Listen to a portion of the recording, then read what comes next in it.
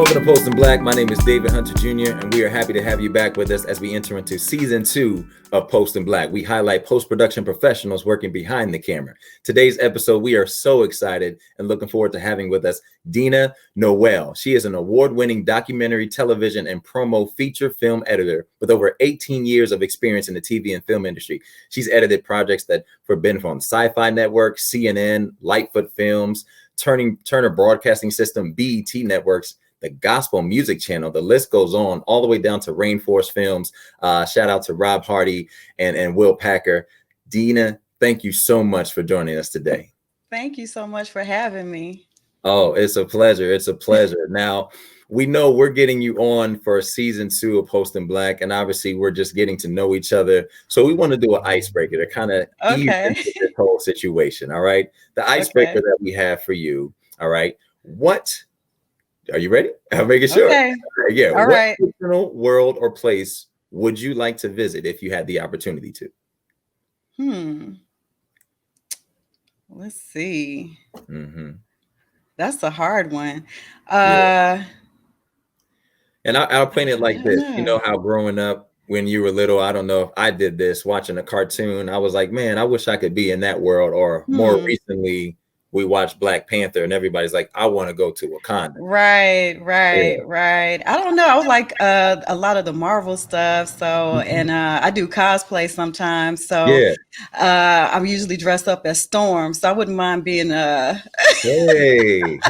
all right now. Come on. Getting the X-Men on. Yeah. Right. Yeah, being an X-Men. Yeah. Yeah, that kind of goes into if you had a superpower, what kind of superpower would you want to have? Yeah, just changing the weather and how people, using my lightning and my rain, my whatever to yeah, you know what I mean? Yeah, that's pretty cool.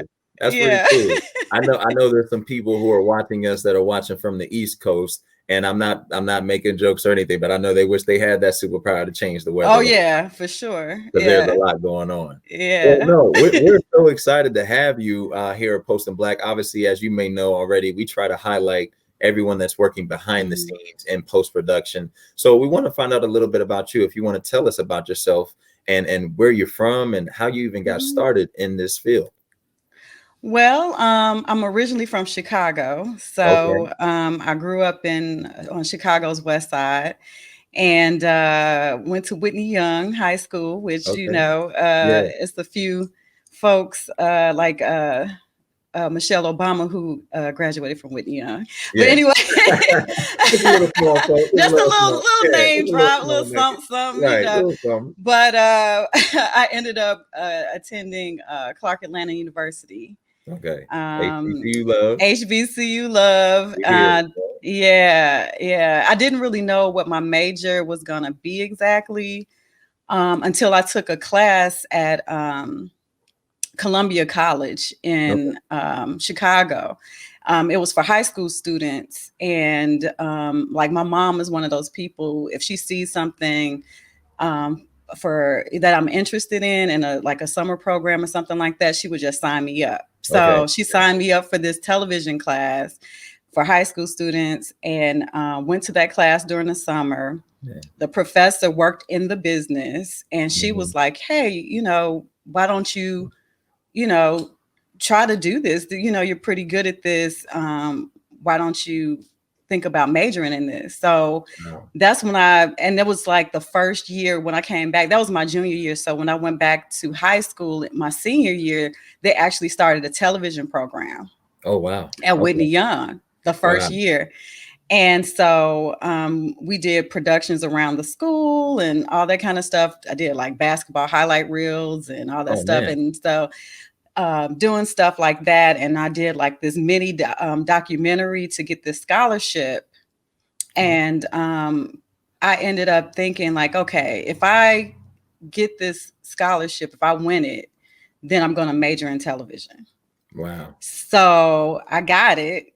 I got the scholarship. Okay, come on now. Yeah. And then I went to, I was like, hey, that's what I'm majoring in, television and film. That's it. Wow. So yeah. That's a really interesting point. First off, you touched on a couple of points there. When you said your mom signed you up for things, I was like, do we have the same mom? Because my mom was definitely signing up, and you just like, I didn't know I was in a book club and summer reading program. I'm like, what is going on here? Right. You didn't even have to ask. They didn't have to ask. You were doing it. And then it led light to you actually getting exposure to the film and kind of TV industry at a younger age, when sometimes we started Posting Black, because a lot of times we don't really know about that until later in life. So you got that kind of bug, and you said, okay, I'm going for it. So now you go to an HBCU in Clark. Yes. And I'm asking you that for two reasons. I went to an HBCU. You might be able to see it behind me, just a little something. But you go into HBCU, a lot of times we go into HBCU because of tradition. We go in because we want to get a new experience, be around our people. But what made you say, okay, I'm going here to study for film, and major in TV production? Because that doesn't always connect or correlate unless you hear the name Howard. And I give Howard his props, but you know what I mean? Right. Well, because really most people knew about like Morehouse and Spelman and Tuskegee and all that, and Howard. But I went to this church in Evanston, Illinois. Okay. It was like an hour drive, but to go to church, and they had this program. They took high school students to HBCUs. It was like a bus tour, and we toured all these schools. And I don't know, I just felt like I applied for, a couple of other schools, but I was like, well, I'm at least going to apply for one or two HBCUs. But it was just walking around Clark's campus that was like, I felt at home. I felt like this was where I needed to be. It just felt right. And I listen to that intuition a lot. That's helped me a lot through my career, when it's time for me to move on and when it's time for me to pick things to do and programs to join. I listened to that inner voice a lot, and it just felt like, okay, this is the school for you. It felt right. Yeah, it felt right. So, I mean, I think that's the best way. I personally, I was born in Washington, D.C., and I grew up outside the city, maybe 20 minutes away. And obviously the talk is go to Howard. And it, it's close. But when I went to Hampton, I stepped on the campus. I said, man, this is something different. It felt right. Yeah. And that connected with me. Now you're at Clark, you know what you want to do. How was that like that process of working and trying to build your career? Because right away, did you already know from Clark you wanted to go to Hollywood and to LA or to New York? Did you know that already, or were you just like, let me figure it out and learn? No, I didn't know actually I knew I wanted to be in television and film, but I didn't know which role. Like, I joined this one program at school. It was like a student run program. It was called Beb Productions. And this guy, Mark Abbott, used to write these films, and students from Morehouse, Spelman, Morris Brown, and Clark all were a part of this program, and we would act out and shoot and edit and do his films. Really? And so, and it was like, because it was always tons of actors around. It was tons of, technical people around, crew around. So we were like, okay, all of us want to do this. So it was an opportunity for me to try different roles and figure out what I wanted to do and what I didn't want to do. Yeah. And nobody wanted to edit. No one wants to edit for some reason. And so I decided to learn. Yeah. And I loved it. Well, that's the question. It's like, and that's what we're talking about this. And obviously, even for Black people, because it seemed, from experience and conversation, we want to be in front of the camera.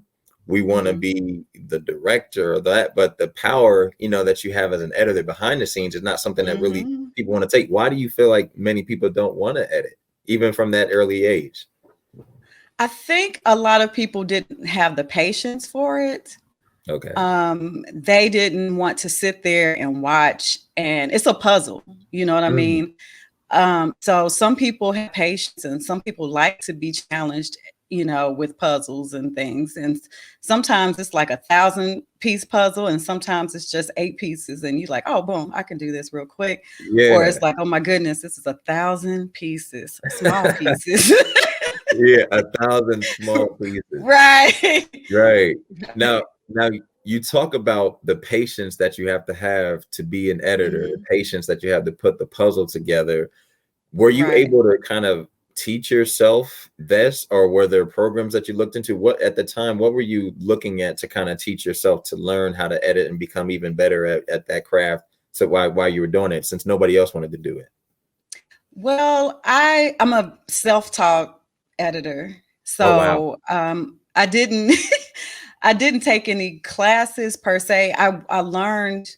It was a young lady who was older than me at Clark Atlanta who knew how to edit. She used the editing system that was there. And I'm very, very old school. So it was a CMX editor, there's like a keyboard and it's like this Yeah. huge thing. And so I was she taught me how to. going to ask you to tell people what that was, because we have some people are watching Post in Black and they know nothing about editing. What is it? What is a Yes. CMX editor? We're going to have something that displays it, but what is that? Yeah, it's a online system. Before this is how old I am. Before Avid actually took off.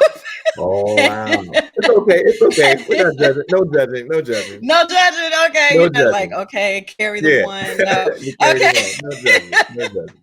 So I learned how to edit on linear editing. Okay.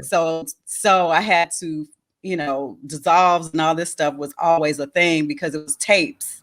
Yeah. So you had to, the work, make a backup copy. You couldn't just duplicate a sequence. You had to copy it to another tape to do. It was like all of this. That's how I learned. Old school. Yeah. So that's another reason why people were like, no, it's just too much. I don't want to do all that. So, but this young lady taught me how to use it. And so I was there on weekends, after school, figuring out how to do it so I can work on other people's projects and help them. That was like a big thing for me to like learn that thing. That's amazing. I'm sorry I'm jumping in, but I'm just hearing you say that because it's a common thread that we have to where people are doing additional work on top of what they already do to learn the process. So you're there on the weekend, you're there late nights, you're putting in time and effort. How long did that last? Like once you started, were you like, oh yeah, this is what I want to do? Or were you still like, oh, I'm just doing this because nobody else wants to? At that point, I think I got the bug at that point. I just started editing other people's projects. I didn't really have anything of my own that I would shoot. So I worked on other people's stuff. So, and then I ended up getting an internship. And what I did is I did a lot of cold calls back in the day. It was like this. Calling. I got this book in Atlanta called Oz Magazine, and it has all the post-production facilities in there, and film companies, production companies, everything was in there. And so I just cold called and asked if they had internship programs. And of course, all the people were like, no, but ironically enough, I was working at Macy's at the time at Greenbrier Mall, Blackbriar, but we know about that.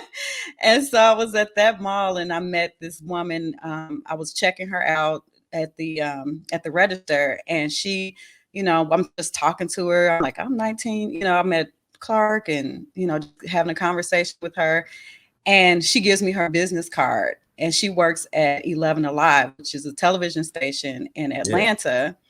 And she said, give me a call and I'll get you a tour of the studio. I gave her a call, and it was just me just talking, and she just heard me say what my major was. She got, her name was Cheryl Gripper. Her name is Cheryl Gripper. And she's instrumental in getting me in the door into an actual studio. And she let me shadow the only Black female editor they had there at the time. and I shadowed her all day. I stayed there from like 9 a.m. until she was done, and Yeah. then I stayed a little longer, and yeah, so I met this other lady. She introduced me to. Her name is Nancy Hotnot, and she had a small production company. She worked in creative services, and they didn't do news because the 11 Alive was mainly a news station, but they had a creative services side that did commercials. They did like sizzle reels and like different, more creative things in that way. All the promotional stuff. And she introduced me to her, and we had to sit down for like an hour. And after that, she was like, "Hey, we have an internship program. Do you want to apply?" And I was like, "Yeah." Yeah. Right. Where can I sign up? Where can I sign up? I signed up and everything, and got and I actually got the internship. So, and I did that. That's something. And again, you're saying like one of my favorite quotes comes from Jerry Rice, and he said, "Go the extra mile. It's never crowded." Right. And it's like you cold calling, and people will say, "Man, all that effort, all that time." But was this internship one of those that kind of put you on a trajectory to where you are now? Yes, it put me in the right place to meet the people that I needed to meet in order to get to my goal of being an editor.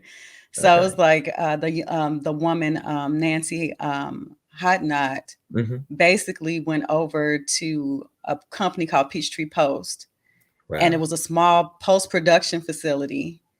And I ended up going over there with her, and was like answering phones, digitizing at night, doing dubs, whatever they needed me to do, I did. And that's where I met Rob Hardy and Will Packer. They were working on Twa at the time. Yeah. And so I met them one night, and I was like, okay, this is cool to see, young Black guys, who went to HBCU, FAMU. Right, FAMU, FAMU, yeah. Yeah, and they were doing their own thing. They were creating their own films, and then I just kind of kept in contact with them and over the years. So, but it was a great place.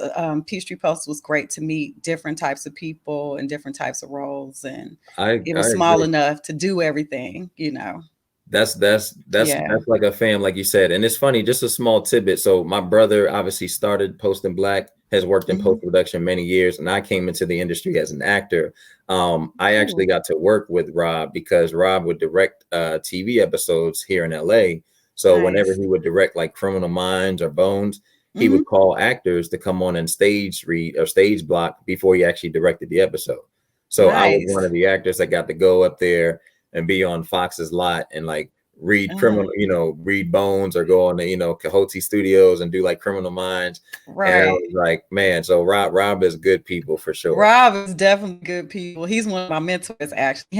Him and Will are both really, great guys, great human beings. Because whenever I have questions, I'm unsure about something, or like, especially with my career the way it's gone, I'll call Rob right away. Okay, this happened. Okay, what you think? Okay, what's going on? He's so nice where he's like, give me till later tonight, call me and we'll talk about it. Like, he's that dope and so cool that I appreciate, him helping me out a lot in terms of like making huge decisions, with my career and stuff. So. Yeah.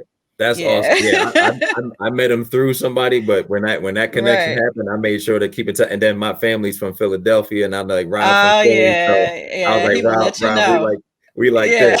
Yeah. So not trying to skip ahead from the internship, but you talk about now you are a professional editor, and you have some titles behind your name that when you see them, people can get excited. If they may not know about editing, they may know about that particular show.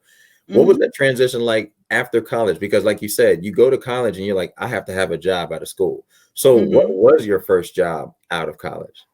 My first job out of college was Peachtree Post, really. That was like that. Yeah, that big, that was like my like the place that kind of introduced me to the right people because Mm-hmm. Nancy Hodnot, that woman again, The she name, left.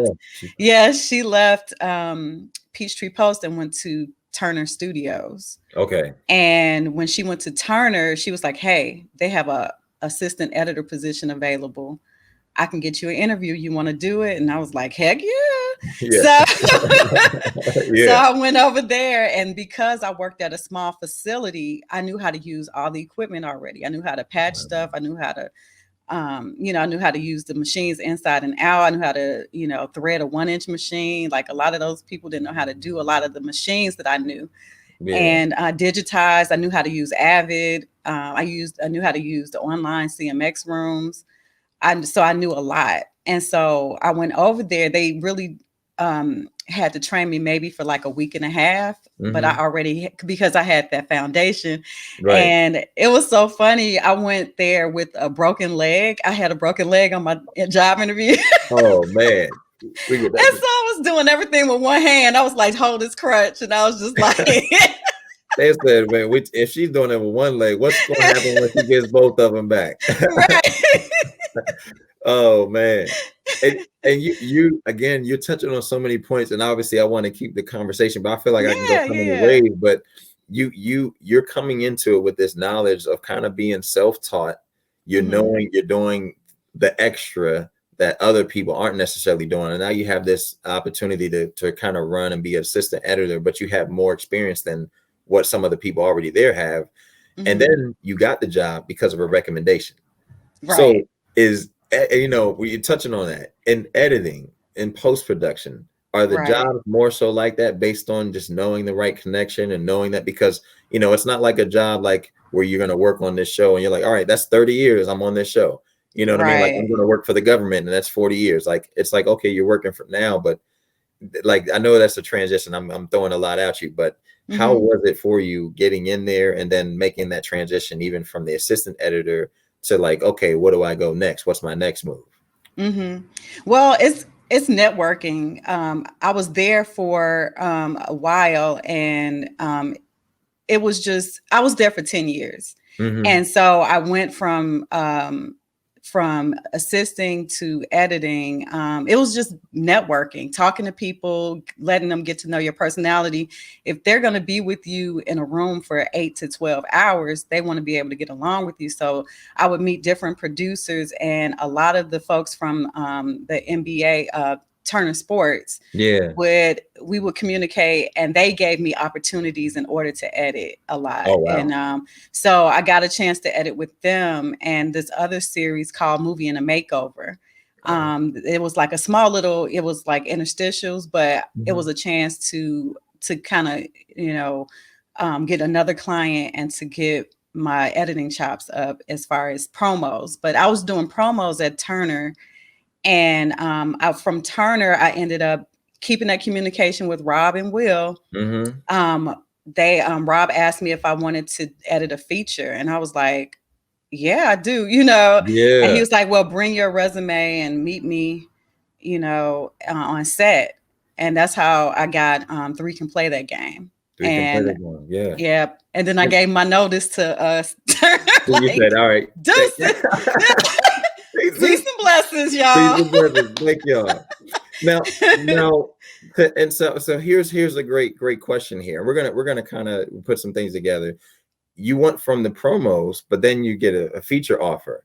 Somebody who doesn't know anything about editing says, okay, you're just editing. What's the difference between promos, TV editing Mhm. and film editing?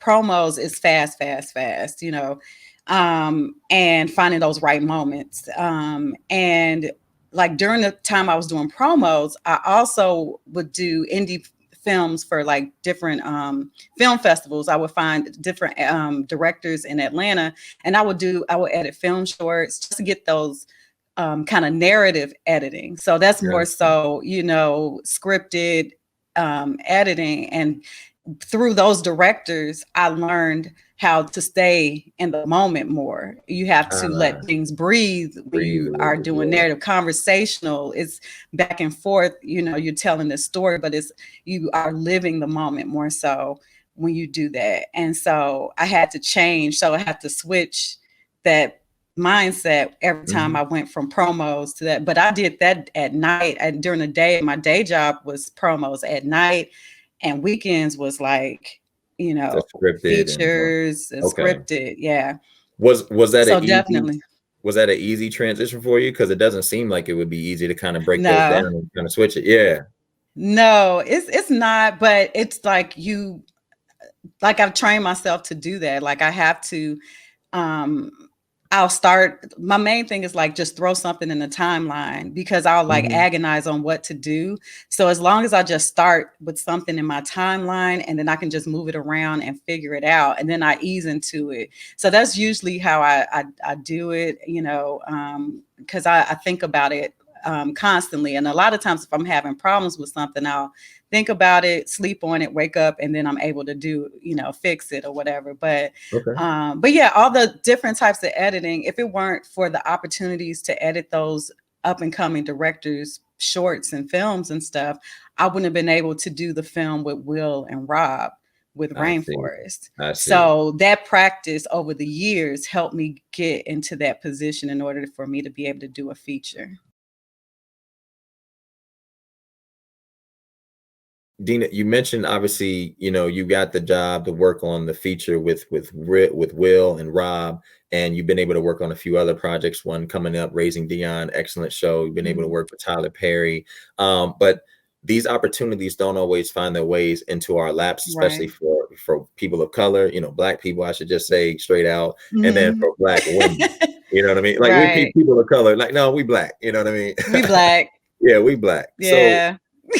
So how have you been able to fight through, or how has that kind of been, you know, how have you been affected by wanting to get jobs that you really desire versus people feeling like, oh, she can't do that, or maybe she's a woman or a Black woman, she only does these type of stories? Sometimes, you know, you have those people behind your back saying that you can't do something, or telling other people who make decisions that you're not capable. But the thing is that you have to believe in yourself. And I've always been a driven person and believed in what's meant for me is going to be mine. And, you know, I just believe that, and I manifest things in my life. And that vision board, those writing in my journal, like all those things, because, you know, like if it wasn't meant for me to do it, then why do I have this desire to do it so much? And Will Packer always says, like, define your own success. It's like, you define that. Other people will tell you what you should be and tell you when you're successful. But you know, you can't depend on that. You have to listen to yourself. You have to listen to what your success is, you know. And but yeah, I doing that film, I was nervous about it, but I was in good company. I felt comfortable to be myself in those environments with Rob and Will. And you know, when I was at Turner, I was one of, you know, it was 65 or 62 editors, and it was 3 Black people there, you know, 3 Black editors. Well, 2 Black editors, 1 Black assist. And so that's usually the numbers. And a lot of projects I worked on, I was I was either the only woman or I was the only Black person on projects. So I've been very blessed in terms of connecting with people on another level other than just my race and my sex or whatever. It was my ability, my personality, all of those things come to play, and networking with the right people, networking with people who get to see past your exterior, but see your inside. They see you, who you are. And so I've been very blessed in that way, where people see me and they want to work with me, and they don't mind being in the room with me for 8 hours or 12 hours. And then too, I've been blessed in terms of when I don't know something, I ask. I mean, I don't pretend like I know something, you know. I ask, you know, other editors that I know. Atlanta's a small community of editors, and well, it's a Post family basically. And I just, you know, we network, and I've been really blessed in terms of like meeting new people in LA, like you said, Shannon Baker Davis. I didn't even know, like a lot of folks I didn't even know existed until I saw the Motion Picture Editors Guild. They did a highlight of all the Black editors and people in post. Right.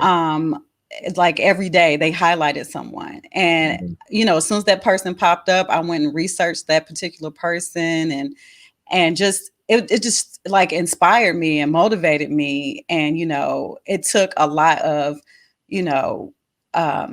that it made me realize like, okay, this is possible for me to do certain things, and to have a long career, an illustrious career where it could be promos and movies and, documentaries and, just all these different television shows, all these things, because all these people are out there and they exist and they mentor other people. Yeah. And to be honest, if it weren't for like COVID happening, I wouldn't have been able to go to Edit Fest, where I saw, that was my first opportunity to go to Edit Fest. Yeah. And I would every year I would pay for it and get ready to go. And then I would get a job and I couldn't go.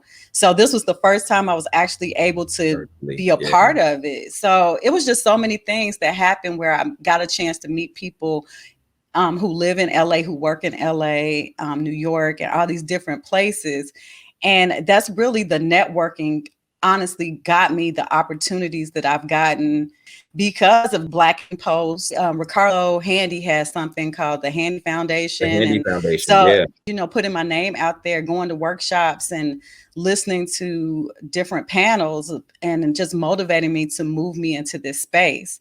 So I'm excited about what's coming up. I don't know everything that's going to happen, but I put that vision board up, and we're gonna get something gonna happen. It's gonna manifest itself. You know what I mean? We're gonna put that work in.